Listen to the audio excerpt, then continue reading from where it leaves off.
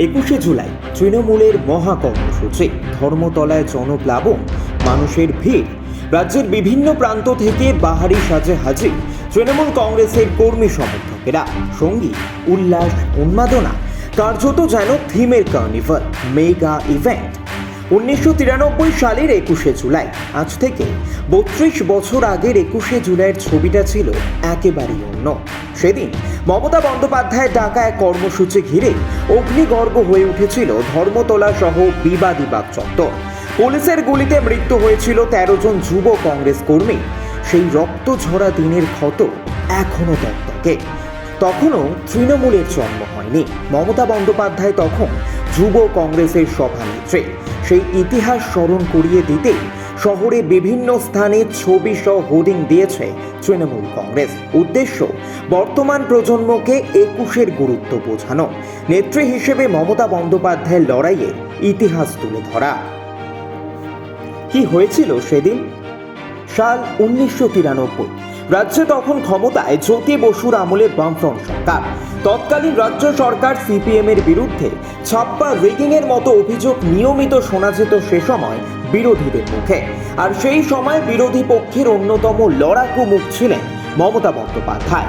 নির্বাচনী প্রক্রিয়ায় স্বচ্ছতা আনার জন্য সচিত্র পরিচয়পত্রের দাবিতে 21শে জুলাই মহাকরণ অভিযানের ডাক দিয়েছিলেন তিনি। প্রথমে এই কর্মসূচির দিন ঠিক হয়েছিল 14ই জুলাই, কিন্তু সে সময় প্রাক্তন রাজ্যপাল নুরুল হাসানের প্রয়াণের কারণে কর্মসূচির দিন পিছিয়ে 21শে জুলাই করা হয়।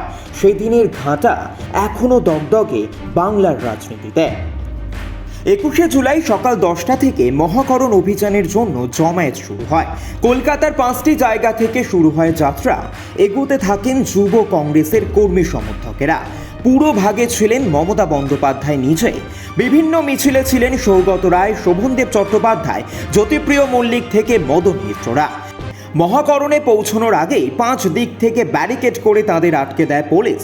তাতেই ভয়াবহ পরিস্থিতির সৃষ্টি হয়। বিভিন্ন এলাকায় পুলিশের সঙ্গে সংঘাত বেঁধে যায় যুব কংগ্রেসের কর্মী সমর্থকদের। পুলিশি বাধা ঠেকাতে শুরু হয় ইট পাথর বৃষ্টি। বিক্ষোভকারীদের হঠাতে পাল্টা কাঁদানে গ্যাসের শেল ফাটায় পুলিশ। সব মিলিয়ে ধুন্ধুমার পরিস্থিতি তৈরি হয়। অগ্নিগর্ভ পরিস্থিতি তৈরি হয় মেয়র রোড, রেড রোডের মোড়ে। বোমাও পড়ে। অশান্তির ভর কেন্দ্র ছিল মধ্য কলকাতা। ধীরে ধীরে সারা কলকাতা উত্তপ্ত হয়ে ওঠে। পুলিশের ভ্যানে অগ্নিসংযোগের মতো ঘটনাও ঘটে। বিক্ষোভকারীরা এগোতে থাকে, পিছু হটতে শুরু করে পুলিশ। তখন এক প্রকার বাধ্য হয়ে গুলি চালাতে শুরু করে পুলিশ বাহিনী। আর তাতে প্রাণ যায় 13 জন যুব কংগ্রেস কর্মীর। আর সেই থেকেই রক্ত ঝরা সেই দিন স্মরণীয় হয়ে রয়েছে। পুলিশ কার নির্দেশে গুলি চালিয়েছিল সেই দিন, সে প্রশ্নের উত্তর আজও অধরা। আজও স্মরণে 21। 2011 সালের পর ক্ষমতায় এসে তৃতীয়বারের জন্য মুখ্যমন্ত্রী হয়েছেন মমতা বন্দ্যোপাধ্যায়। 21শে জুলাইয়ের রক্ত ঝরা দিন এখনও স্মরণ করে চলেন দলনেত্রী। বর্তমান সমাজের কাছে 21শে জুলাইয়ের মাহাত্ম্য ও গুরুত্ব বোঝানোর জন্য বারংবার এই ঐতিহাসিক দিন স্মরণ করে চলেছেন মুখ্যমন্ত্রী মমতা বন্দ্যোপাধ্যায় ও তৃণমূলের সর্বভারতীয় সাধারণ সম্পাদক অভিষেক বন্দ্যোপাধ্যায়। সৈকত সাহার রিপোর্ট, এই মুহূর্তে।